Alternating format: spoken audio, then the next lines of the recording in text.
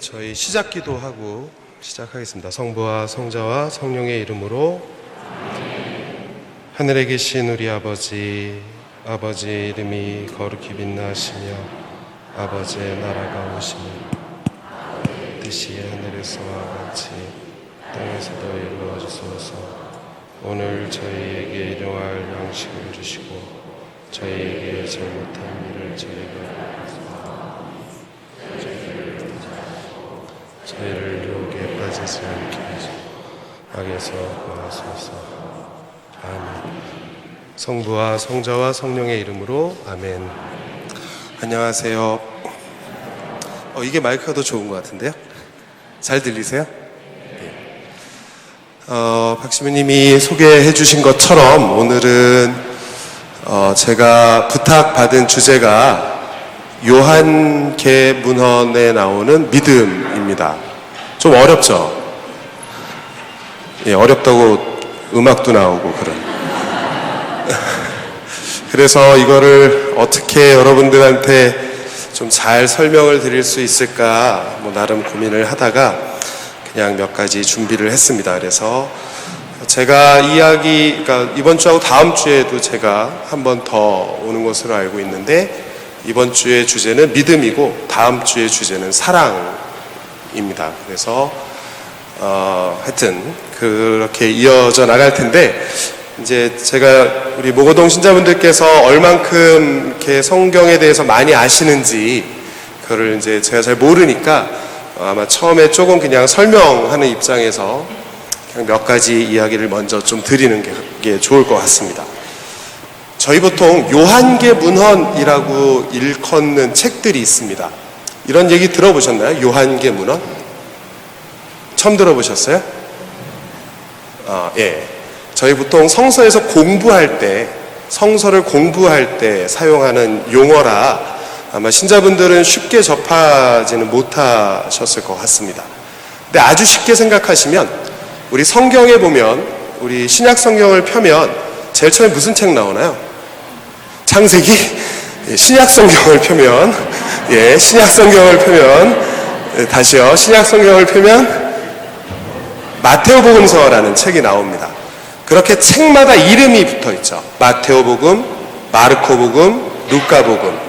이렇게 책마다 이름이 붙어 있는데 가장 쉽게 생각하시면 신약 성경 중에서 요한이라고 하는 이름이 붙어 있는 책들, 그 책들을 모아서 공부할 때 요한계문헌이라고 보통 표현을 합니다. 그래서 저희가 신약 성경에서 요한이라는 표현이 붙어 있는 책은 요한복음서, 그 다음에 요한의 첫 번째, 두 번째, 세 번째 편지, 서간, 그리고 신약 성경의 제일 마지막 책인 요한묵시록, 이렇게 세 개가 있어요. 크게 나누면. 그래서 이 세 가지 책을 전통적으로는 요한계문헌이라고 표현을 합니다. 그래서 요한이라고 하는 저자의 이름과 관련이 되어 있는 책들이다, 그런 의미예요. 그래서 이것이 가장 교회 안의 전통적인 의견입니다. 근데 요즘의 학자들은 조금 다르게 이야기를 합니다. 교회 안에서는 예전부터 요한복음서, 요한의 편지들, 요한묵시록은 전부 다 누가 쓴 거냐? 예수님의 12 제자 중에 한 명이었던 사도 요한이라는 사람이 썼다라는 게 아주 옛날에 2세기, 3세기 예수님 돌아가시고 부활하시고 나서 얼마 안 됐을 때 사람들이 이야기하던 거였습니다. 근데 요즘의 학자들은 이제 조금 더 연구를 진행해 보니까 비록 요한이라고 하는 표현이 들어있기는 하지만 좀 차이가 난다라고 이야기를 해요. 그래서 요한복음과 요한의 편지들은 일반적으로 사도 요한과 관련이 있다라고 생각을 하지만 요한묵시록은 요즘에는 그렇게 생각하지 않습니다. 그래서 전통적으로는 요한이라고 하는 표현이 들어간 신약 성경의 책들을 요한계문헌이라고 표현을 하지만 오늘 그리고 다음 주에 제가 여러분들에게 말씀드릴 때 요한묵시록은 빼고 이야기를 하려고 합니다.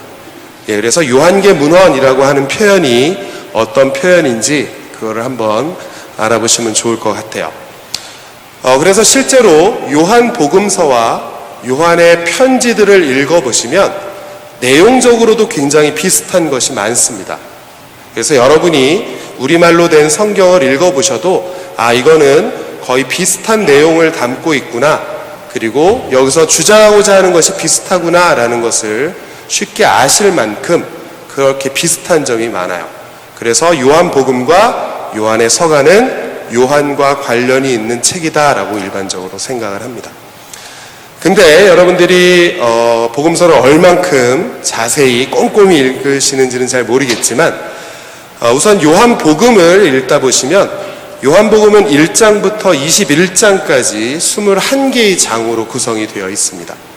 근데 요한복음 21장에 복음서가 끝날 즈음에 맨 마지막 부분을 읽어보시면 우리는 이 복음서를 쓴 사람이 예수님께서 사랑하던 제자였고 그의 증언이 참되다는 것을 믿는다, 이런 표현이 등장을 해요.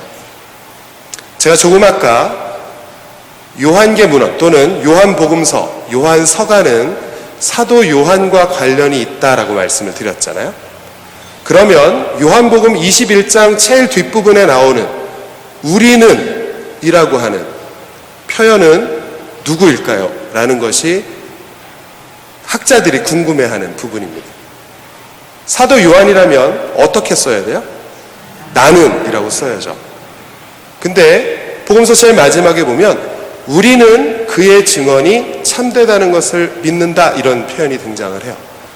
그러면 왜 저자는 한 명이어야 하는데 여기에 복수 표현을 썼을까? 그것을 이제 현대 학자들이 궁금해하고 그것을 이제 풀기 위해서 노력을 합니다. 그래서 하여튼 여러 복잡한 과정을 거쳐서 얻어낸 결론이 무엇이냐면 사도 요한으로부터 시작은 했지만 사도 요한과 함께 있던 어떤 공동체가 있었을 것이다 라고 생각을 합니다. 그래서 사도 요한이 죽은 이후에 어느 정도의 내용을 그 공동체에서 추가로 복음서에 첨가를 했을 것이다 라고 생각을 해요.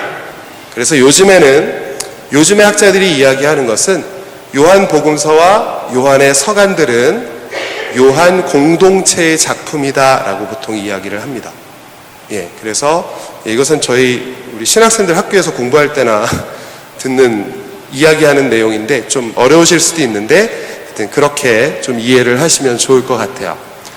그래서 실제로 요한복음 21장 24절을 보시거나 아니면 요한의 첫째 편지를 보시면 거기는 대부분의 주어가 우리입니다. 내가 아니라 우리예요. 비교를 해보시면 신약 성경에 나오는 바오로 서간이라고 하는 바오로 사도가 쓴 편지들을 보면 거기에 주어는 대부분 나 바오로는 이렇게 표현이 됩니다. 그러니까 그런 것과 비교해 봤을 때 좀 차이가 난다는 거죠. 그래서 요한복음서와 요한의 첫째, 둘째, 셋째 편지는 뭉뚱그려서 요한 공동체의 작품일 것이다 라고 현대의 학자들이 생각을 하고 그래서 그것을 묶어서 요한계문헌이라고 표현을 합니다. 머리 아프시죠? 뭐 어쩔 수 없습니다. 제 준비한 게 이거라 머리가 아프셔도. 자, 그래서 그냥 그런 개념만 하나 알아두시고 요한복음은 특별히 믿음에 대해서 굉장히 강조해주는 복음서입니다.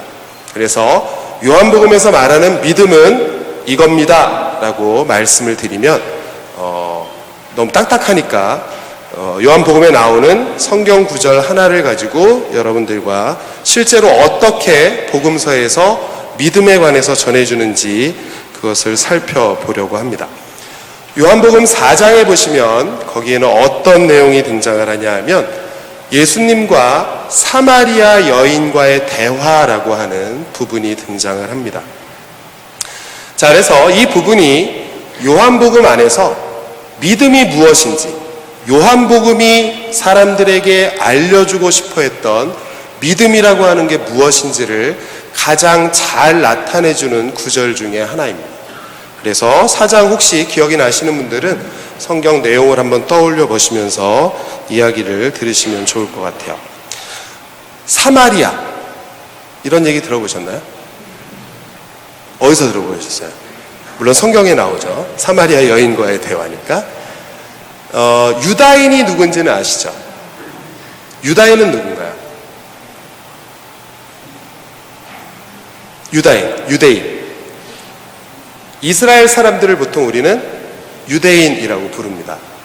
근데 이 유대인이라고 하는 이스라엘 사람들은 원래 12개의 지파가, 부족이 모여서 만들어진 나라예요.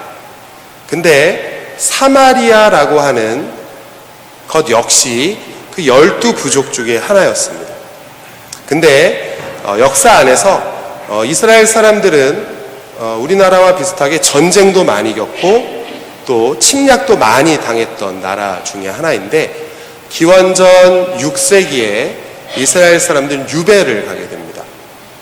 그래서 유배를 가게 돼서 자기네 땅에서 살지 못하고 다 정책적으로 다른 지역에 있는 땅에 흩어져서 살 수밖에 없었습니다.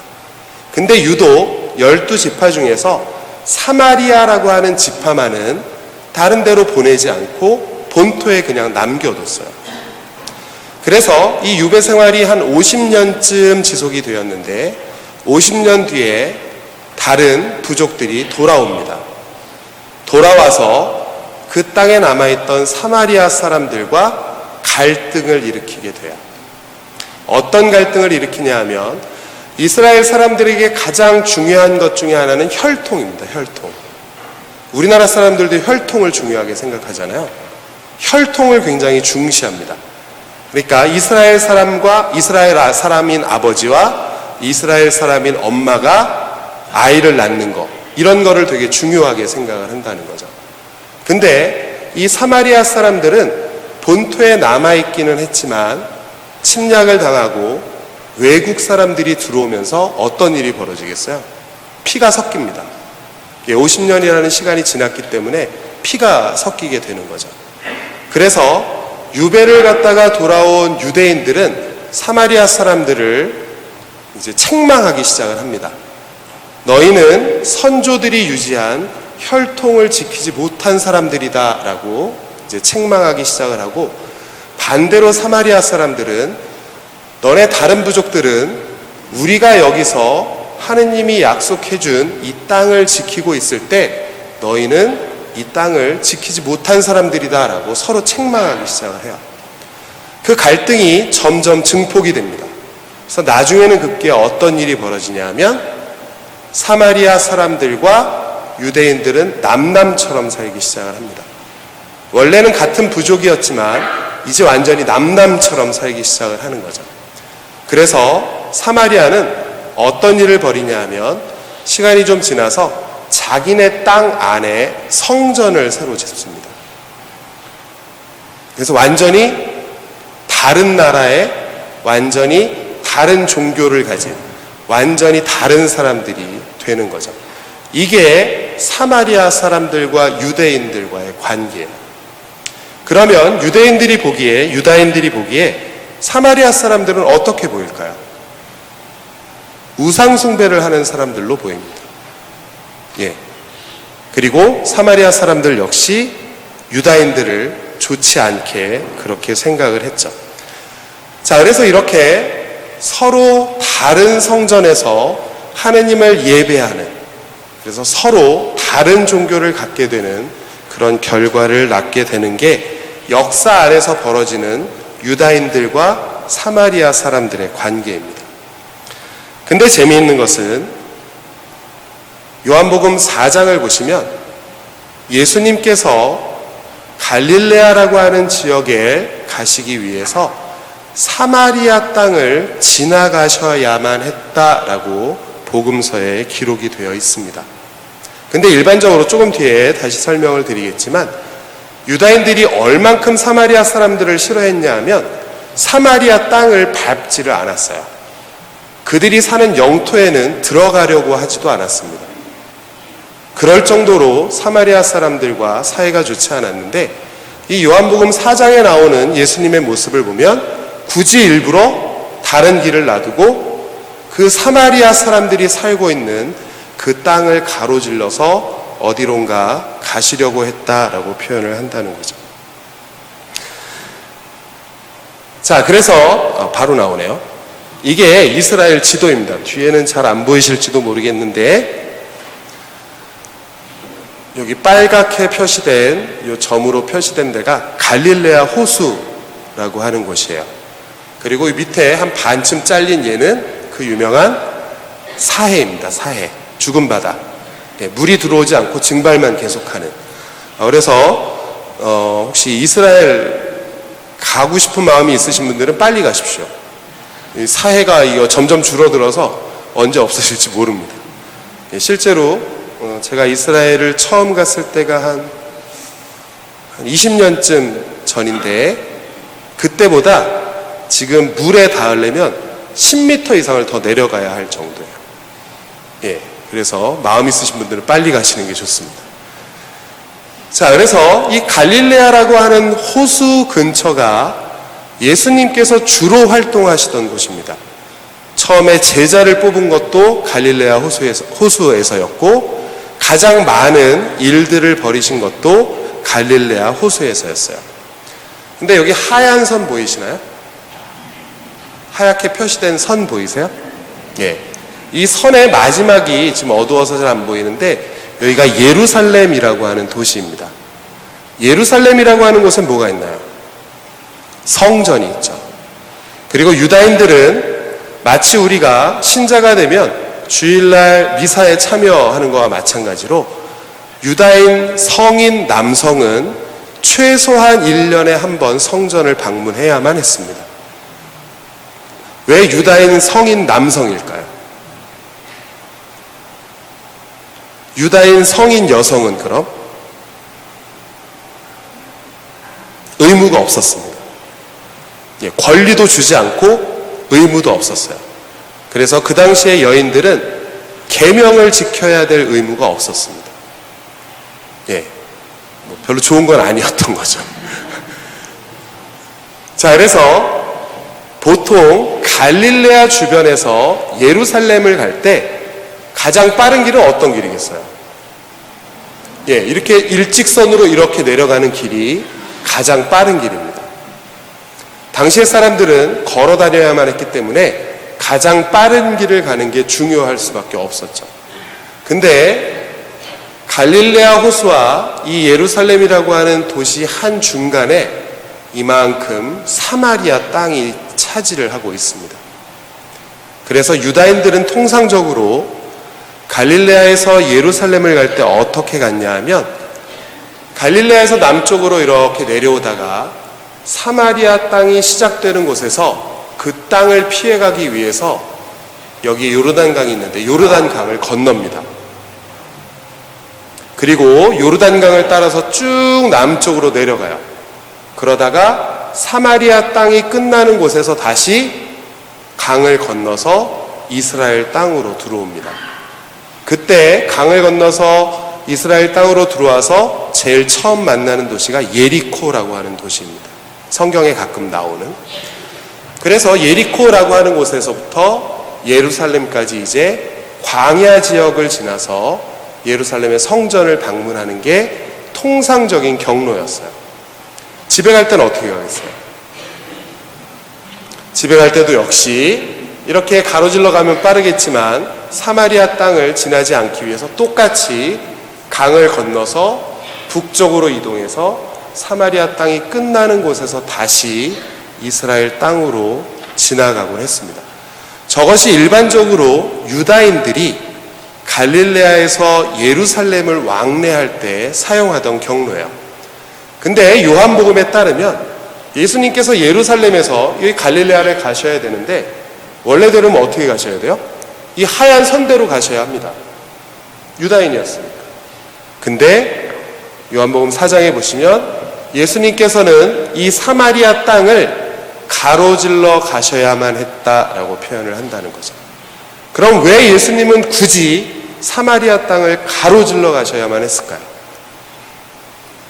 그게 요한복음 4장에서 하고 싶은 이야기입니다. 그래서 그 부분은 4장의 이야기가 끝나면 말씀을 드릴게요. 자, 그래서 요한복음 4장을 보시면 4장 첫 부분에는 전체 이야기를 시작하는 짤막한 소개와 같은 부분이 시작을 합니다. 예수님께서 갈릴레아로 가시기 위해서 사마리아 땅을 지나셔야만 했고, 그 사마리아 땅은 야곱의 우물이라고 하는 곳이 있던 곳이고, 그곳을 지나가다가 예수님께서 힘들고 지쳐서 어느 우물가에 앉아 계셨다라고 이야기를 해주는 부분입니다. 그래서 왜 예수님께서 굳이 사마리아 땅을 지나가셔야만 했는지, 또 왜 예수님께서 굳이 이 사마리아 땅에서 무언가를 하셔야만 했는지, 그 부분이 요한복음에서 말하는 믿음이라고 하는 것과 연관이 되어 있습니다. 여러분들 혹시 야곱의 우물이라고 하는 표현 들어보셨어요? 어디서 들어보셨나요? 예? 성가? 그 복음 성가 중에, 생활 성가 중에 야곱의 우물 있죠. 또요. 어느 수도회에서 내는, 수녀원에서 내는 잡지 중에 제목이 야곱의 우물이라고 하는 잡지 이름도 있습니다.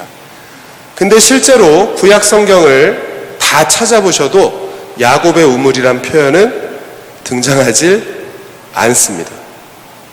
야곱의 우물이라고 하는 표현은 성경에 없어요. 근데 굉장히 많은 사람들이 야곱이 우물을 후손들에게 남겨줬다라고 이야기를 합니다. 자, 그래서 실제로 구약 성경 안에서 야곱이라고 하는 인물이 우물과 관련이 있었다라는 구절은 창세기에 나오는 딱 한 구절밖에 없습니다. 여기에 나오는 표현을 보면 야곱은 팟단 아람을 떠나 가나안 땅에 있는 스켐 성읍에 무사히 이르러 그 성읍 앞에 천막을 쳤다. 그리고 자기가 천막을 친 땅을 스켐의 아버지 하모르의 아들들에게서 돈 100립을 주고 샀다. 이 표현밖에 없습니다.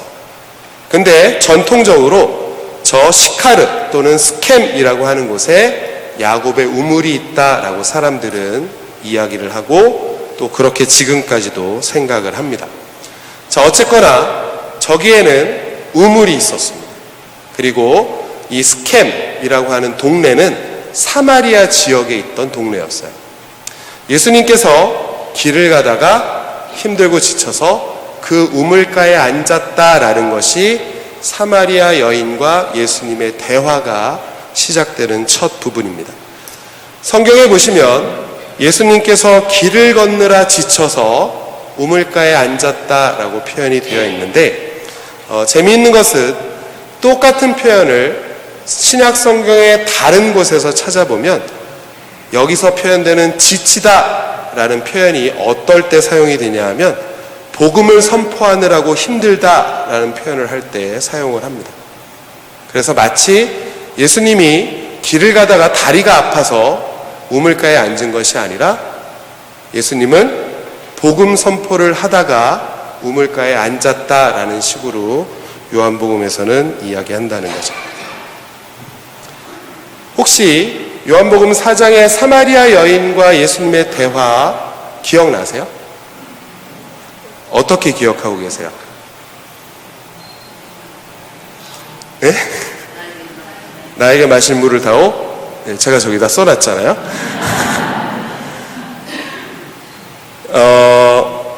조금 이따도 말씀을 드릴 텐데, 성경에 나오는 우물가는 우리나라 옛날에 뭐가 비슷하냐면 물레방앗간하고 살짝 비슷합니다. 예, 우리나라 옛날 이야기에 보면 물레방앗간은 뭐 하는 곳이에요? 예? 물레방앗간에서 뭐 해요? 원래 물레방앗간은 뭐 하는 데인가요? 예, 물레를 돌려서 뭔가를 하는 곳이죠. 근데 우리 옛날의 고전들을 보면 남녀가 이렇게 요즘으로 말하면 뭐 연애하고 데이트하고 하는 곳이 물레방앗간이 있잖아요. 그런 데서 많이 이루어지는데, 사실 성경에 나오는 우물도 약간 그거와 비슷합니다. 자, 우선 이렇게 물가에 앉아 있는데 사마리아 여인 한 명이 물을 기르러 옵니다. 그러자 예수님께서 그 여인에게 다짜고짜 나에게 물을 좀 다오라고 이야기를 해요. 자, 이제부터 본격적으로 사마리아 여인과 예수님과의 대화가 시작이 되는 부분입니다.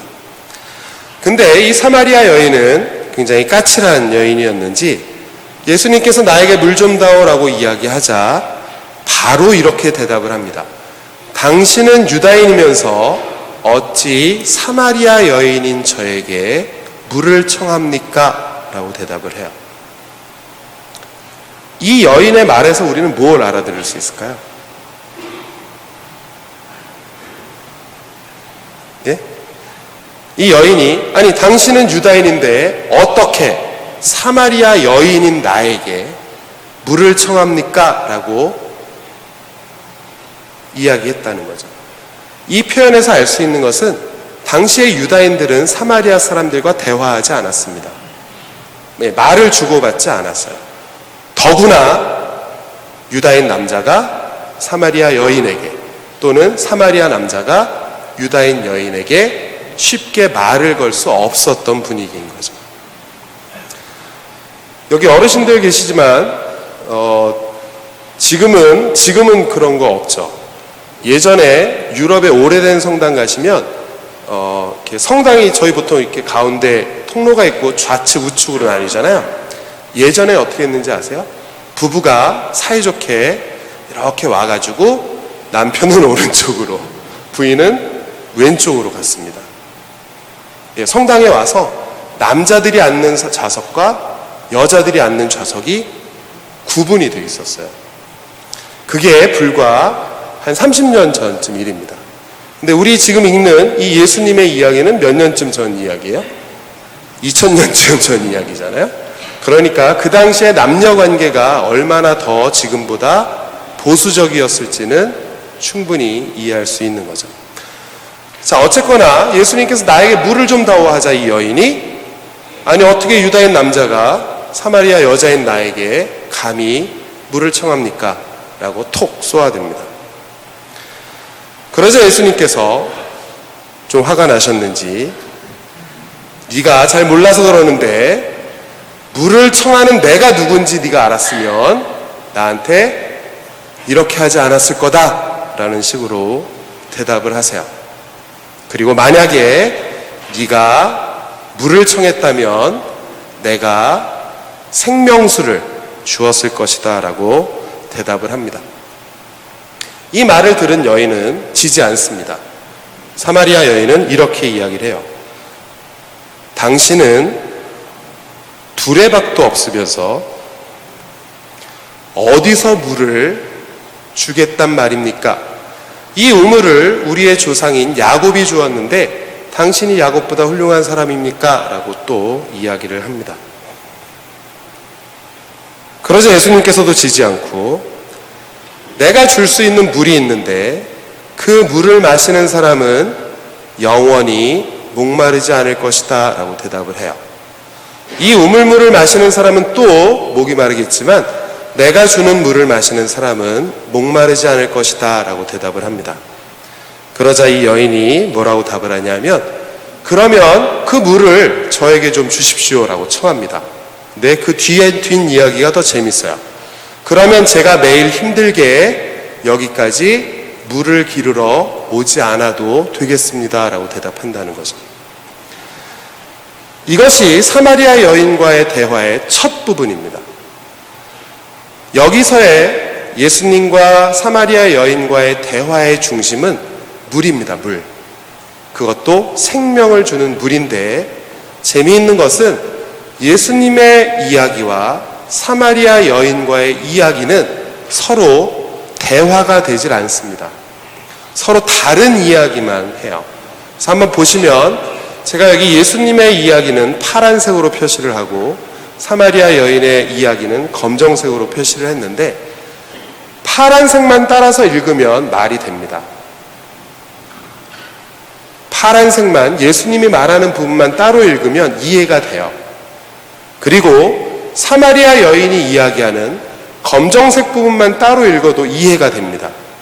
근데 파란 부분과 검정 부분은 서로 연결이 되질 않습니다. 예수님은 영원한 생명을 주는 물에 대해서 이야기하고 있지만 사마리아 여인은 아주 철저하게 현실적인 세계에서 이야기하는 물에 대해서만 이야기합니다. 이것이 사마리아 여인과 예수님의 첫 번째 대화의 시작입니다.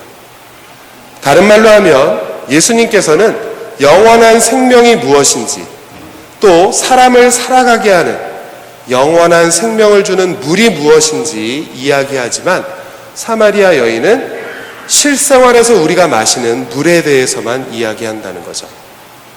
이것은 무엇을 보여주는 것이냐 하면 이 사마리아 여인은 예수님이 누구인지 몰랐습니다.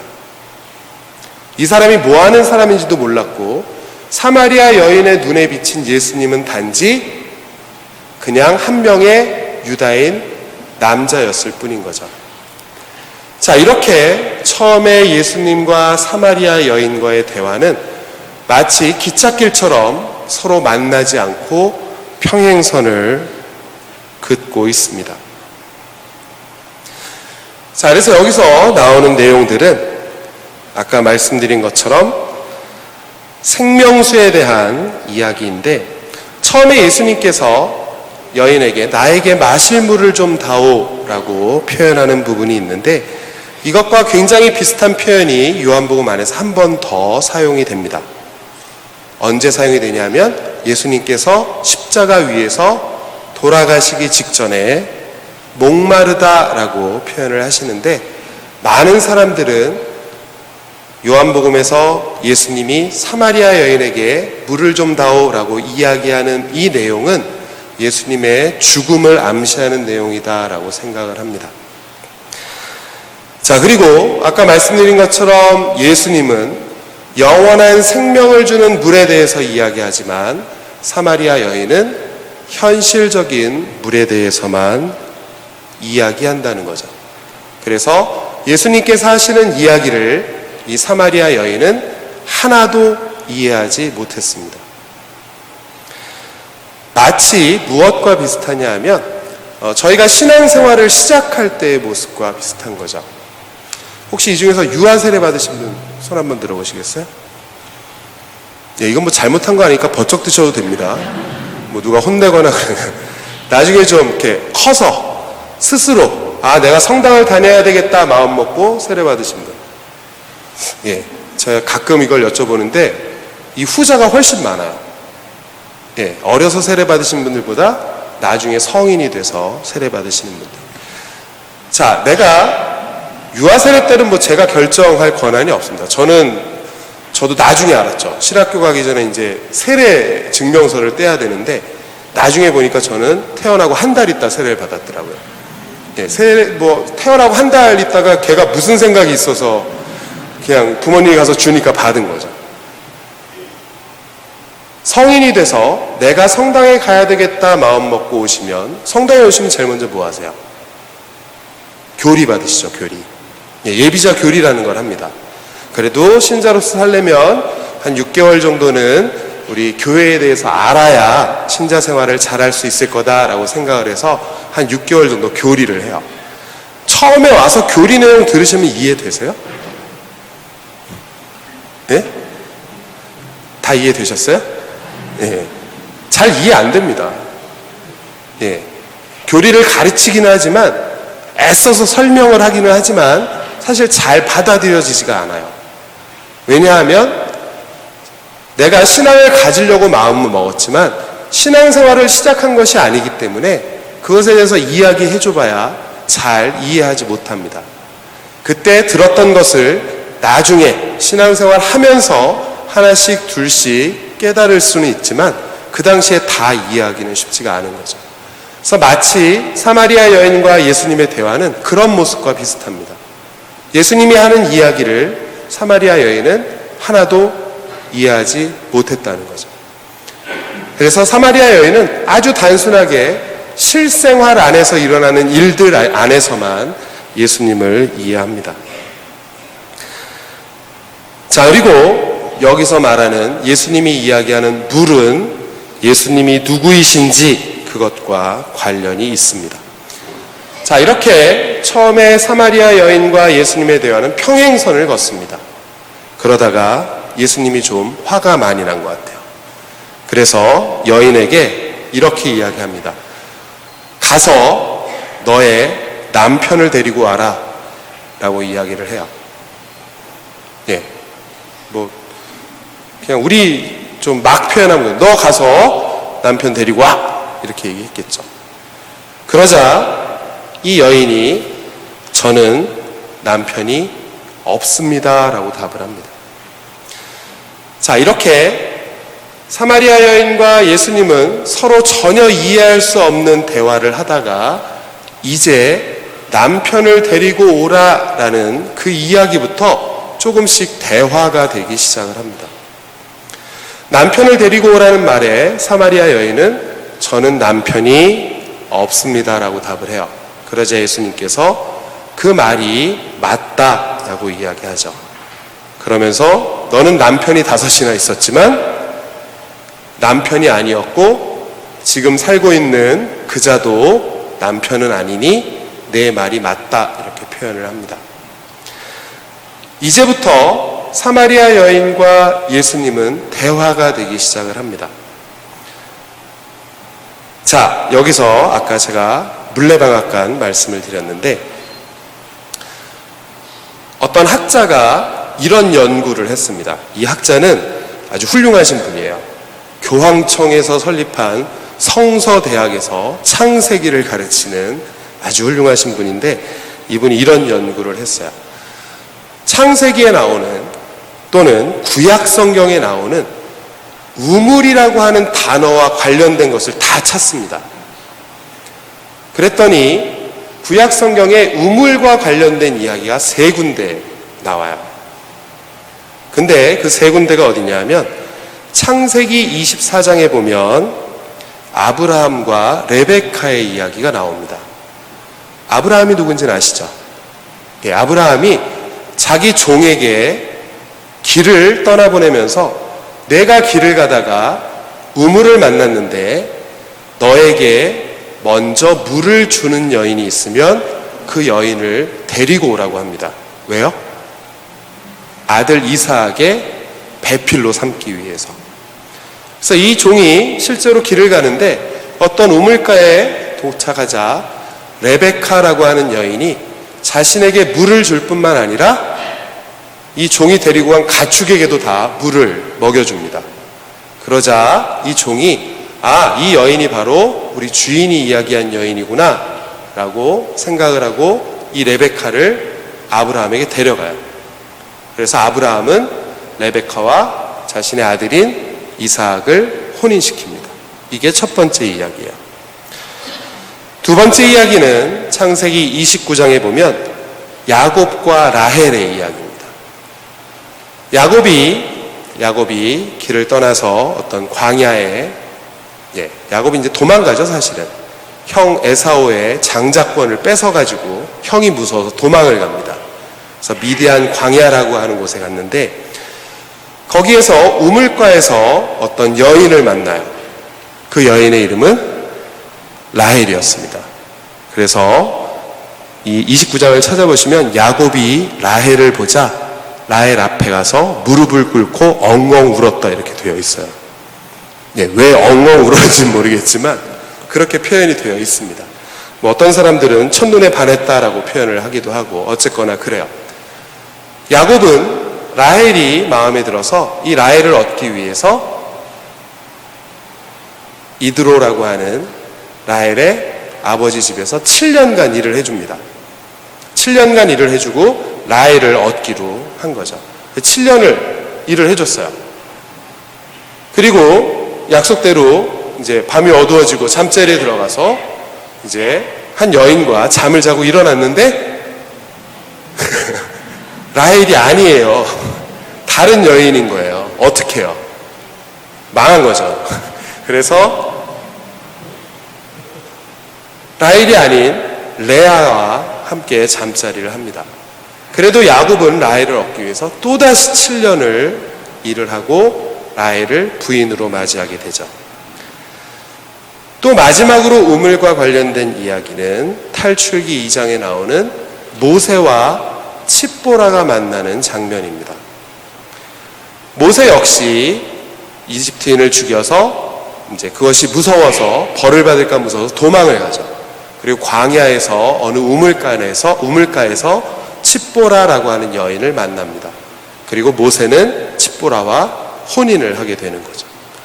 제가 말씀드린 이삭과 레베카의 이야기, 야곱과 라헬의 이야기, 그리고 모세와 칩보라의 이야기는 전부 다 우물가에서 일어나는 이야기입니다. 네, 물레방아랑 비슷하다니까요. 우물가에서 일어나는 이야기예요. 그리고 이 구약 성경에 나오는 세 가지 부분을 빼고 그 다음에 처음으로 우물이 등장하는 것은 요한복음 4장입니다. 그래서 이 학자가 이런 질문을 던집니다. 구약에 나오는 우물가에서 벌어지는 이야기는 전부 다 러브스토리다, 사랑 이야기다. 그렇다면 예수님과 사마리아 여인과의 이야기 역시 러브스토리인가? 이렇게 묻습니다. 어떨까요? 어떠실 것 같아요? 왜냐하면 구약 성경에 나오는 우물가에서 벌어지는 이야기는 전부 다 사랑 이야기인데 요한복음에서 예수님과 사마리아 여인과의 대화 역시 우물가에서 벌어진다는 거죠. 사랑 이야기일까요? 예수님이 그러면 안 돼요? 어떻게 생각하세요? 결론은 맞다입니다. 네, 결론은 맞다예요. 이게 왜 맞는지를 아시면 성서 공부 안 하셔도 됩니다. 네, 근데 하여튼 결론은 맞다예요. 결론은 좀 뒤에 말씀을 드릴게요. 자, 이제 사마리아 여인과 예수님은 전혀 맞지 않는 대화를 하다가 남편을 데리고 오라라고 이야기하는 순간부터 대화가 되기 시작을 합니다. 그리고 남편에 관한 이야기가 나오자 이 여인이 예수님을 향해서 어떤 표현을 사용하냐 하면 이제 보니 선생님은 예언자시군요 라는 표현을 사용을 합니다. 자, 여기에는 한 가지의 변화가 있습니다. 어떤 변화가 있나요? 사마리아 여인의 입장에서 보면 낯선 유다인 남자일 뿐인 예수님이 대화를 진행해가면서 이제 예언자로 생각이 되는 거죠. 자, 그리고 나서 이 사마리아 여인과 예수님은 조금씩 더 이야기를 진행해 나갑니다. 그 다음에 나오는 이야기는 조금 더 어렵고 심오한 이야기입니다. 이제 예수님과 사마리아 여인은 무엇에 대해서 대화하냐 하면 그렇다면 하느님에게 진실하게 예배한다는 것이, 하느님께 진실한 제사를 바친다는 것이 무엇인지에 대해서 이야기를 합니다. 자, 그 부분은 한번 읽어보시면 될 것 같아요. 이걸 다 설명드리면 너무 지루하실 것 같아서 그냥 넘어가겠습니다. 자, 이렇게 예수님과 생명물에 대해서, 생명을 주는 물에 대해서, 그리고 어떻게 하는 것이 하느님께 진실하게 예배하는 것인지에 대해서 이야기를 하다가 제자들이 돌아옵니다. 먹을 것을 사러 갔던 제자들이 돌아오자 이 사마리아 여인은 그 자리를 떠나서 자기 동네로 돌아가죠. 자기 동네로 돌아가서 이 사마리아 여인은 동네 사람들을 모아놓고 이렇게 이야기합니다. 제가 저의 과거를 전부 알고 있는 한 사람을 만났는데 그 사람이 바로 메시아가 아닐까요? 라고 사람들에게 이야기를 해요. 그러자 재미있는 것은 그 이야기를 들은 동네 사람들이, 사마리아 사람들이 그래? 그러면 우리가 가서 한번 봐야지. 그러고 우르르 예수님을 찾아갑니다. 그리고 성경에 보면 우르르 예수님을 찾아가서 이틀 동안 예수님과 함께 묵었다라고 되어 있어요.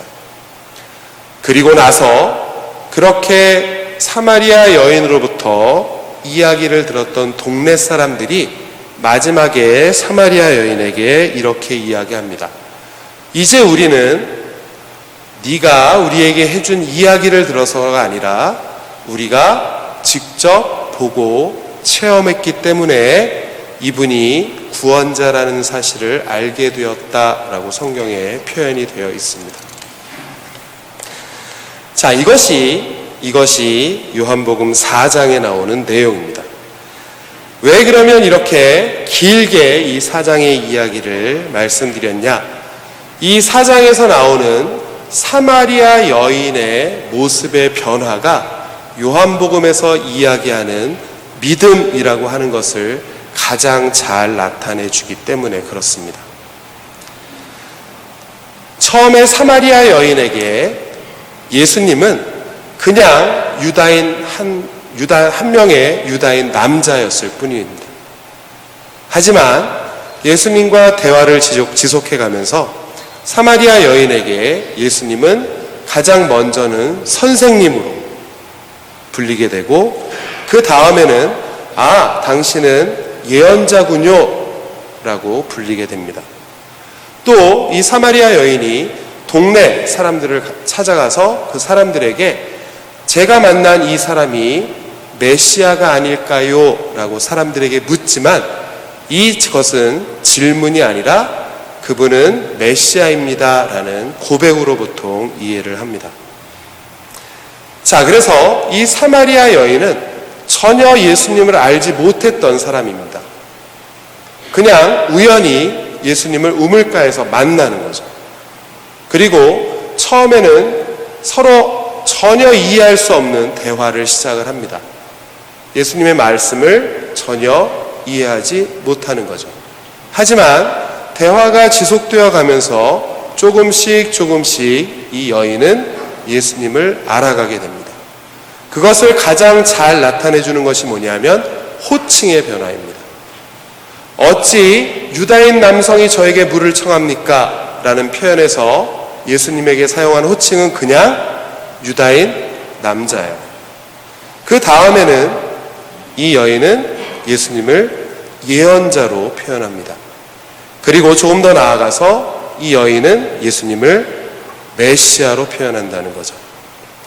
이것이 요한복음에서 이야기하는 믿음의 단계입니다. 요한복음은 믿음이라고 하는 것을 단계적으로 우리에게 많이 설명을 해줍니다. 제일 처음에 사마리아 여인은 예수님을 만났죠. 그리고 예수님과 대화하면서 예수님을 조금씩 알아가게 됩니다. 그리고 나서 이 사마리아 여인은 예수님을 예언자로 그리고 메시아로 고백하게 되는 거죠. 또 여기서 요한복음이 한 발 더 나아가는 것이 있습니다. 그것은 무엇이냐 하면 이 사마리아 여인이 예수님을 만나고 나서 자기 혼자 믿은 것이 아니라 어떻게 했다고요? 동네 사람들에게 가서 내가 만난 사람을 이야기합니다. 그것이 바로 요한복음에서 이야기하는 증언이라고 하는 것입니다.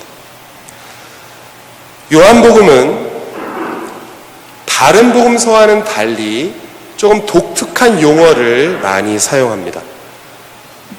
다른 복음서에서는 예수님을 믿는다라는 표현을 할 때 그냥 예수님을 믿는다 이렇게 표현을 해요. 하지만 요한복음은 예수님을 안다 또는 예수님과 함께 예수님 안에 머문다 이런 표현을 사용을 합니다. 요한복음에서 이야기하는 안다, 머문다라는 표현은 다른 복음에서 이야기하는 믿는다라는 표현과 거의 동일합니다. 요한복음은 예수님의 말씀을 듣고 예수님을 보고 예수님을 만나는 것을 믿음의 가장 첫 번째 단계로 이야기합니다. 마치 사마리아 여인이 우물가에서 우연히 예수님을 만났던 것처럼 믿음을 시작하기 위해서는 가장 먼저 예수님을 만날 필요가 있다라고 이야기하는 거죠. 그리고 그 만남을 통해서 조금씩 이 예수라고 하는 사람이 누구인지 이해해 갑니다.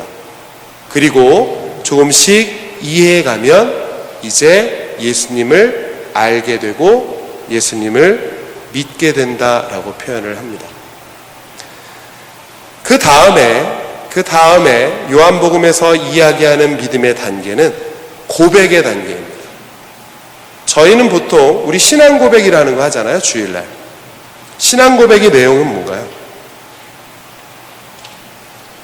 그 긴 신앙 고백을 간단히 줄이면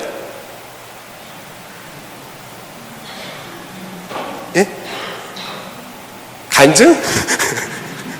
간단히 줄이면 예수님은 그리스도다입니다. 예수님은 우리의 구원자다라는 것을 신앙 고백 안에서 고백을 하는 거죠. 성경에 나오는 신앙 고백의 가장 원초적인, 가장 기본적인 형태는 예수님은 그리스도이다입니다. 예수님은 우리의 구원자이다라는 것이 가장 기본적인 신앙 고백이에요. 이렇게 예수님을 만나고 말씀을 듣고 예수님을 알게 되고 예수님을 믿게 되고 그리고 나서 우리는 보통 선생님은 또는 예수님은 그리스도이십니다라고 고백하게 된다는 거죠. 여기까지가 일반적으로 성경에서 이야기하는 믿음입니다. 요한복음은 여기에서 한 가지를 더 이야기합니다. 그냥 고백이라고 하는 건 뭔가요?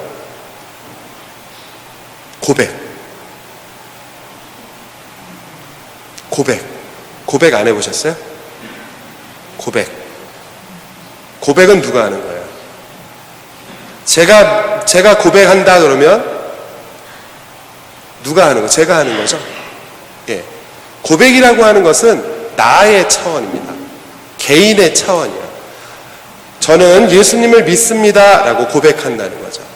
이것은 전적으로 다른 사람과 상관이 있는 것이 아니라 나의 신앙 고백입니다.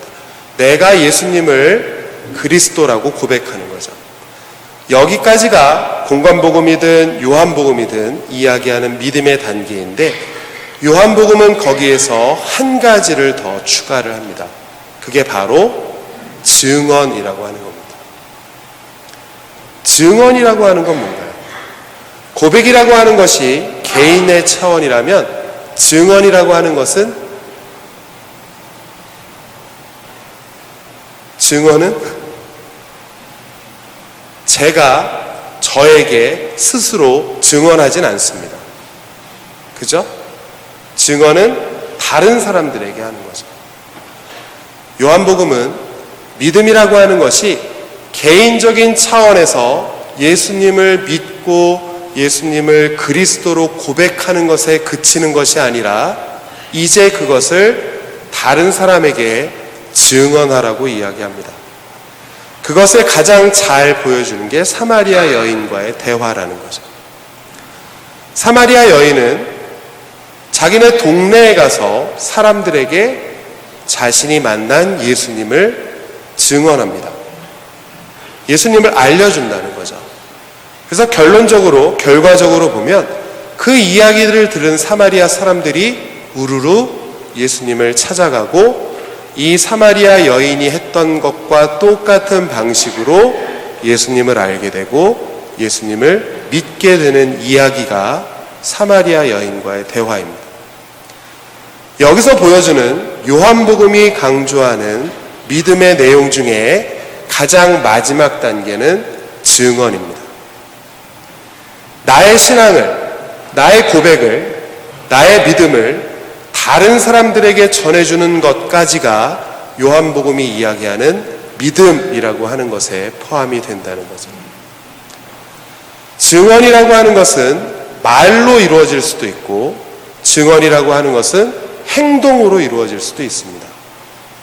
그래서 요한복음은 개인적인 차원에서 나 혼자 예수님을 믿고 즐거워하고 기쁘고 거기서 끝나는 것이 아니라 한 걸음 더 나아가서 그 신앙을 다른 사람들에게 증언하라라고 이야기하는 복음서입니다. 그래서 다른 복음서들과 비교해 볼 때 증언한다라는 거 하는 것에 조금 더 강조점이 있다는 거죠.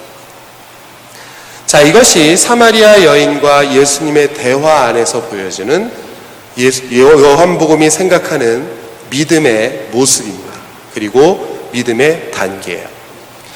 자, 그러면 예수님과 사마리아 여인과의 대화는 러브스토리인가요? 그러네요. 어떻게 러브스토리인가요? 결론이 중요한 게 아니라 그 과정이 중요합니다.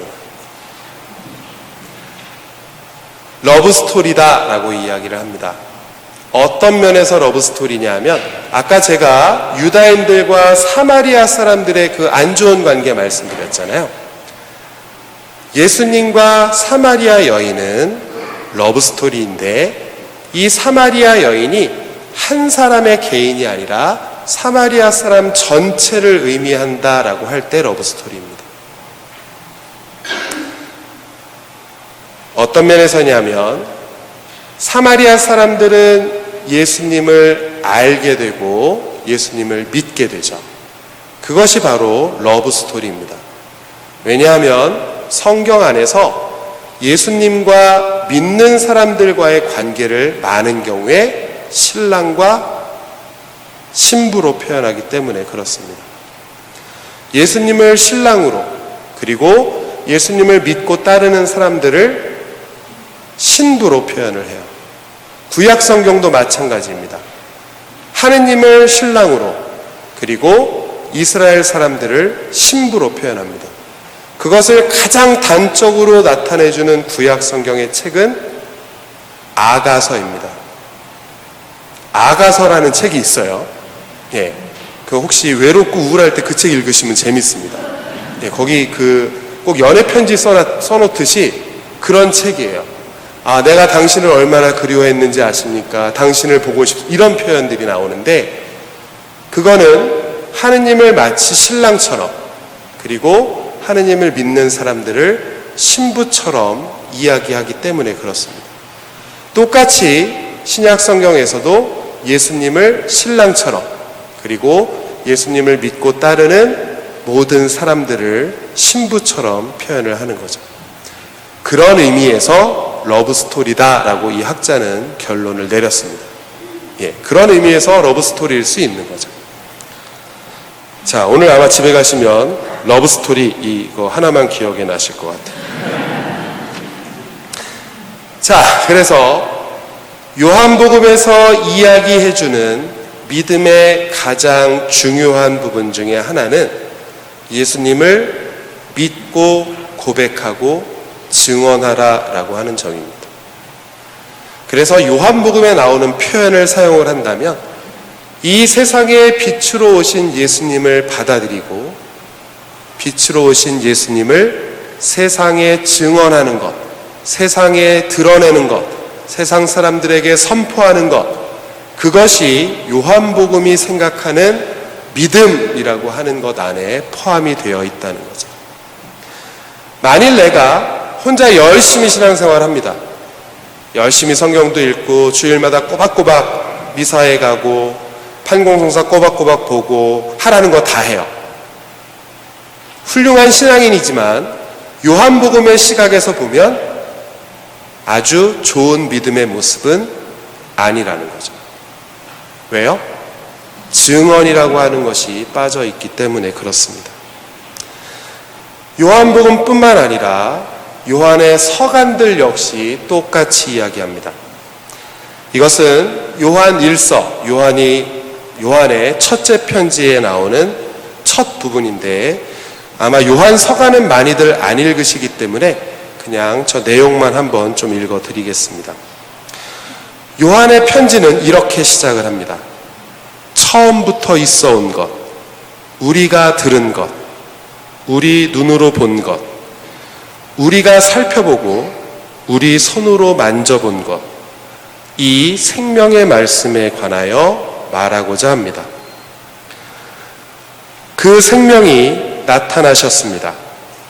우리가 그 생명을 보고 증언합니다. 그리고 여러분에게 그 영원한 생명을 선포합니다. 영원한 생명은 아버지와 함께 계시다가 우리에게 나타나셨습니다. 우리가 보고 들은 것을 여러분에게도 선포합니다. 여러분도 우리와 친교를 나누게 하려는 것입니다. 우리의 친교는 아버지와 또 그 아드님이신 예수 그리스도와 나누는 것입니다. 이것이 요한의 편지의 가장 첫 번째 부분입니다. 처음 들어보셨죠? 자, 여기에 나오는 처음부터 있어온 것, 우리가 들은 것, 우리가 본 것, 우리 손으로 만져본 것, 이거 다 누구와 관련된 표현이에요? 예수님과 관련된 표현입니다. 요한의 첫째 편지는 그 예수님을 생명의 말씀이라고 표현을 합니다. 마치 요한복음에서 요한복음 제일 처음에 보시면 한 처음에 말씀이 계셨다 이렇게 시작하거든요. 말씀이라고 하는 것에 더 중점이 있다는 거죠. 이제 우리가 그렇게 체험한, 우리가 듣고, 우리가 보고, 우리가 알아들은 그 생명을, 다른 말로 하면 그 예수님을 이제 우리가 증언한다라고 요한의 서간 역시 이야기합니다. 그래서 우리와 함께, 예수님과 함께 친교를 나누기 위해서 이 생명의 말씀을 여러분에게 선포합니다라고 요한의 서간 역시 이야기한다는 거죠. 아까 말씀드린 예수님과 사마리아 여인과의 대화나 이 요한의 첫째 편지에 가장 서두에서 이야기하는 우리가 체험한 것을 우리만 가지고 있는 것이 아니라 이제 여러분들에게 증언한다라고 하는 이야기는 요한복음이나 요한의 서간이 생각하는 믿음의 모습이 무엇인지 우리에게 아주 잘 알려주고 있는 부분 중에 하나입니다. 요한은 증언이라고 하는 것을 강조하는 복음서입니다. 요한의 서간 역시 마찬가지입니다. 혼자 믿고 고백하는 차원이 아니라 더 나아가서 그것을 증언하라고 우리에게 요구하는 것이 아까 처음에 말씀드린 요한계 문헌에 나타나는 특징이라고 말할 수 있습니다. 마지막으로 요한의 서간이나 요한 복음에서 믿음이라고 하는 것을 이렇게 설명을 해주고 있는데 요한복음에서 그것을 아주 잘 나타내는 한 인물이 있습니다. 혹시 누군지 상상이 되세요? 제가 요한이 말하는 믿음은 알고 믿고 고백하고 증언하는 것이라고 말씀을 드렸는데 이 모습을 아주 잘 나타내는 한 명의 인물이 요한복음에 등장을 합니다. 그 인물은 바로 세례자 요한입니다. 세례자 요한은 뭐한 사람이에요? 세례 준 사람이죠. 요한이라는 이름을 가진 사람이 세례를 줘서 세례자 요한이 된 겁니다. 이 세례자 요한이라고 하는 인물은 역사 안에서 보면 상당히 유명했던 사람입니다. 성경만이 아니라 다른 역사에서도 어떤 사람이 요르단강에서 세례 운동이라는 것을 시작을 했고 굉장히 많은 사람들이 그 사람에게 가서 세례를 받았다 이렇게 표현을 해요. 그 정도로 당시에 꽤 유명세를 타던 사람입니다. 어떻게 보면 예수님보다 처음에는 더 유명했을지도 모릅니다. 재미있는 것은 요한복음 안에서 세례자 요한이 세례를 줬다라고 하는 표현은 나오지 않습니다. 세례 줬다는 표현 안 나와요. 다른 복음서에 보면 예수님께서 공생활을 시작하면서 제일 먼저 하시는 일은 이 요한을 찾아가서 세례를 받는 거였습니다. 요한복음에는 그 내용이 없습니다. 근데 세례자 요한은 굉장히 자주 등장을 해요. 근데 세례를 준다는 표현은 없는데 왜 세례자 요한이 자주 등장을 하느냐? 요한복음에서 세례자 요한의 역할은 철저하게 증언하는 역할입니다. 나중에 혹시 참고를 하실 분들은 요한복음 1장 29절에서 34절 같은 곳을 읽어보시면 됩니다. 세례자 요한은 요한복음 안에서 가장 먼저 사람들에게 예수님이 누구인지를 증언해 주는 사람입니다. 그래서 요한복음 1장 초반에 보면 세례자 요한의 제자들 중에 안드레아라고 하는 제자가 있었습니다. 안드레아라고 하는 제자가 세례자 요한의 제자였어요. 근데 길을 가다가 예수님이 저 앞에서 지나가는 것을 보고 세례자 요한이 저분은 세상의 죄를 없애시는 어린 양이시다라고 표현을 합니다. 그러자 그 말을 듣고 있던 안드레아가 예수님을 찾아가서 예수님과 하루를 보내고 이제 예수님의 제자가 되죠. 그리고 안드레아는 자기의 형인 베드로에게 와서 똑같이 합니다. 내가 성경에서 기록하신 분을 메시아를 만났다라고 베드로에게 이야기를 해주죠. 그러자 베드로도 예수님을 찾아가서 제자가 됩니다. 요한복음은 그렇게 자신이 만난 사람을, 자신이 만난 그리스도를 다른 사람들에게 전달하는 것, 다른 사람에게 증언하는 것에 많은 초점을 맞춰주고 있다는 거죠. 세례자 요한이 이렇게 표현을 합니다. 나도 사실 저분이 누군지 처음에는 알지 못했다라고 표현을 해요. 하지만 나를 보내신 분이 네가 어느 날 어떤 사람 위에 성령이 내려오는 것을 볼 터인데 그 사람이 바로 메시아이다라고 알려주었다라고 이야기를 하죠. 그리고 나는 저 예수라는 사람 위로 성령이 내려오는 것을 보았다라고 이야기를 합니다. 그리고 나서 세례자 요한은 이렇게 이야기합니다. 그래서 나는 저분이, 예수라고 하는 분이 하느님의 아들이라고 나는 증언한다라고 표현을 해요. 이 내용이 요한복음 1장에서는 2번이나 나옵니다. 세례자 요한은 요한복음 안에서 세례를 주는 인물이 아니라 세례자 요한은 요한복음 안에서 예수님이 누구이신지를 사람들에게 증언하는 사람으로서 등장을 한다는 거죠. 그래서 예수님의 첫 번째 제자가 되는 안드레아에게 세례자 요한은 저분은 바로 하느님의 어린 양이시다라고 증언합니다. 왜 그럼 하필 하느님의 어린 양이라고 증언할까요? 우리 하느님의 어린 양 언제 들어요? 이 표현. 네? 미사 때. 네, 천주의 어린 양. 하느님의 어린 양 하잖아요. 그 표현이 여기에서 나온 건데, 하느님의 어린 양이라고 하는 표현은 요한복음에서 굉장히 의미가 있습니다. 왜냐하면 공식적으로 세례자 요한의 입을 통해서 가장 처음 표현되는 예수님의 모습은 하느님의 어린 양으로서의 예수님이에요. 이 하느님의 어린 양이라고 하는 표현은 요한복음 안에서 그대로 무엇과 관련이 되냐면 예수님의 죽음과 관련이 있습니다.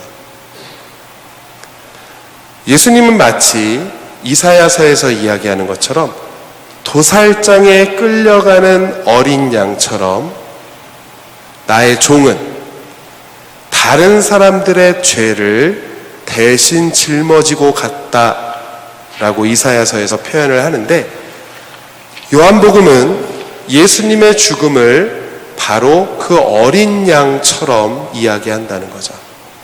다른 말로 하면 예수님은 아무런 죄가 없는 사람이었지만 우리의 죄를 대신 짊어지고 도살장에 끌려가는 어린 양처럼 십자가 위에서 못 박혀서 우리의 죄를 씻었다라고 하는 표현이 그 짧은 하느님의 어린 양이라는 표현에 담겨져 있습니다.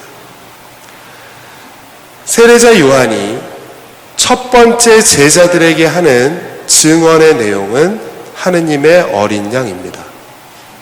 이분이 어떻게 죽음을 맞게 될 것인지, 이분이 어떤 의미에서 구원자이신지를 아주 짧게 가장 처음에 요약해서 설명해 주고 있다는 거죠. 그런 의미에서 세례자 요한의 증언은 요한복음에서 그만큼 중요합니다. 자, 오늘 제가 드린 이야기는 믿음에 관한 이야기입니다. 사실은 제일 마지막에 요한복음에서 중요하게 생각하는 믿음의 내용은 증언입니다. 이렇게 한마디만 하면 다 끝날 수 있는 건데, 그거를 그냥 그 얘기만 하면 잘 재미도 없으실 것 같고 이야기도 어려울 것 같아서 좀 길게 했습니다. 증언이라고 하는 것은 그만큼 신앙인들에게 중요합니다. 어떤 방식으로 내가 나의 믿음을, 나의 신앙을 증거하고 증언할지는 사람마다 다를 수 있습니다. 하지만 신앙이라고 하는 것 안에는 그냥 나 혼자 편하게 믿고 나 혼자 행복하고 나 혼자 복받고 끝나는 차원의 것이 아니라는 거죠. 우리는 세상을 향해서 예수님은 이런 분이라고, 이것이 바로 예수님이 우리에게 보여주신 모습이라고, 또 이것이 바로 예수님이라고 세상을 향해서 증언할 수 있어야 합니다. 우리의 신앙을 다른 사람들에게 증거할 수 있어야 한다는 거죠.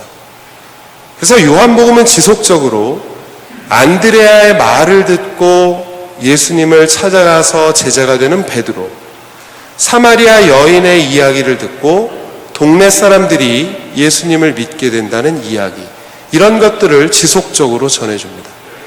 안드레아가 없었다면, 사마리아 여인이 없었다면 그 다른 이들의 믿음은 가능하지 않겠죠.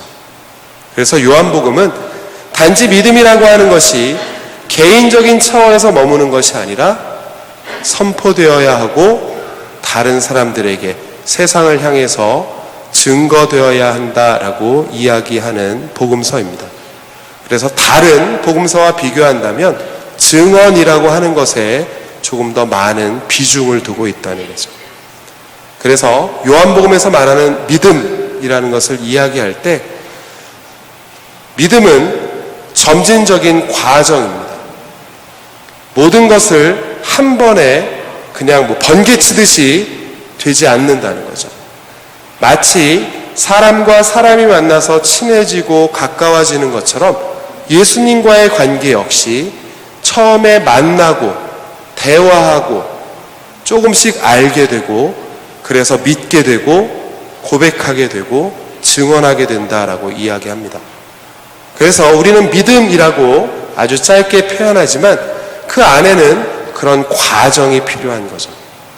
사실 그 과정을 우리 역시 신앙생활을 하면서 비슷하게 살아갑니다. 아까 말씀드린 것처럼 처음에 성당에 와서 교리 들을 때 잘 이해하지 못합니다. 마치 예수님은 심오하게 이야기하는데, 영적인 표현을 쓰는데 사마리아 여인이 전혀 이해하지 못했던 것처럼 처음에는 그렇게 모를 수밖에 없어요. 근데 조금씩 익숙해져 가고 조금씩 알아가면서 더 믿음을 두껍게 가질 수 있는 거죠. 그래서 그렇게 믿음을 고백하고 그것을 증언하라라고 하는 것이 요한계 문헌 또는 요한복음에서 이야기하는 믿음의 가장 핵심적인 내용입니다. 이게 사순특강인지는 잘 모르겠습니다. 제가 사순특강인가요, 주민님? 그렇다네요. 네, 저는 하여튼 그냥 이런 걸로 해달라고만 얘기를 들어서 사순시기에 하니까 그렇겠죠. 사순시기도 사실 그런 거죠. 여러분들 사순시기가 되면 제일 먼저 생각하는 게 뭔가요? 뭐 하지 말아야지, 이런 생각 많이 하시잖아요. 그죠? 쇼핑 끊어야지, 술 마시지 말아야지, 담배 줄여 펴야지, 이런 생각 많이 하시잖아요. 물론 그것도 좋은 하나의 준비의 모습입니다. 하지만 어떤 의미로 보면 그동안 하지 못했던 것을 더 열심히 하는 것도 좋은 준비일 수 있습니다. 내가 그동안 기도 많이 하지 못했으면 내가 사순시기 동안에 조금 더 기도 많이 해야지. 내가 주위에 있는 사람들을 돌아보는 것에 좀 부족했다면 적어도 내가 사순시기 동안에 주위에 있는 사람들 조금 더 돌아보고 또 도움이 필요한 사람들 있으면 도와줘야지. 이런 것 역시 좋은 준비일 수 있다는 거죠. 그래서 뭐 하지 말자, 이거 하지 말자, 저거 하지 말자, 뭐 그런 것도 좋지만 또 다른 쪽으로 생각을 해보면 내가 하지 못했던 거 조금 더 하자라는 것도 의미가 있습니다. 그래서 요한이 말하는 믿음이라는 것과 관련해서 내가 그동안 증언하는 것에, 나의 믿음을 전하는 것에 조금 부족했다면 우리 사순시기 동안에는 조금 더 나의 신앙을 또 예수님을 전하는 데 조금 더 애쓰시는 것 역시 사순시기를 잘 보내고 부활을 준비하는 하나의 방법일 수도 있지 않을까 하는 생각을 합니다. 긴 시간 잘 좀 이해가 되셨나요? 제가 사실 오늘 준비하면서 고민을 되게 많이 했거든요. 왜냐하면 조금 제가 특강 같은 거 할 때보다 조금 어렵게 준비를 해서 그래도 모고동 신자분들이니까 잘 이해하시겠지 하고 그냥 준비를 했습니다. 그래서 조금 어려우셨을 수도 있고 조금 지루하셨을 수도 있었을 것 같아요. 하여튼 잘 들어주셔서 감사드리고 고생 많이 하셨고 행복한 저녁 되시기 바랍니다. 감사합니다.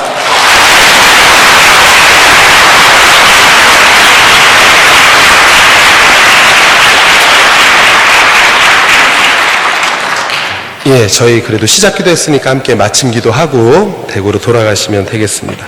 성부와 성자와 성령의 이름으로 아멘. 영광이 성부와 성자와 성령께, 성부와 성자와 성령의 이름으로 아멘. 감사합니다.